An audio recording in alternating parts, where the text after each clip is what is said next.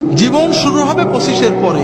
যদি 30 থেকে মৃত্যু পর্যন্ত জীবন পেতে চাও, মৃত্যু নয় জীবন, জীবন মৃত নয়, সত্যিকারের জীবন, যে জীবনে ফুর্তি থাকবে, কর্ম থাকবে, শান্তি থাকবে, এই রকম জীবন পেতে চাও, তাহলে আমার কথাটা একটু মন দিয়ে শোনো। আল্লাহ তাআলা যে নিয়মে বানিয়েছেন, প্রকৃতির সাথে যুদ্ধ করে আমরা জিততে পারবো না, আল্লাহর প্রকৃতিকে মেনে নিতে হবে।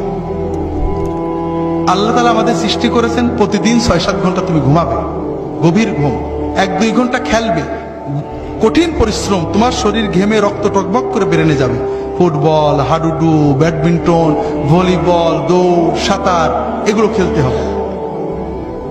এরপর 1-2 ঘন্টা আল্লাহর ইবাদত করতে হবে, আল্লাহর সালাত, সিয়াম, জিকির যতটুকু পারা যায়, তাতে তোমার আত্মা সুস্থ হবে, তোমার মন পরিশুদ্ধ হবে, তোমার আত্মা, মন, দেহ সবকিছু প্রোডাক্টিভ হয়ে যাবে।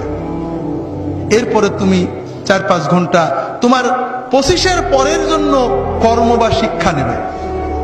এইভাবে যদি তুমি চলো, তাহলে তোমার জীবন গতিশীল হবে, তোমার জীবন ইনশাআল্লাহ মৃত্যু পর্যন্ত সচল থাকবে।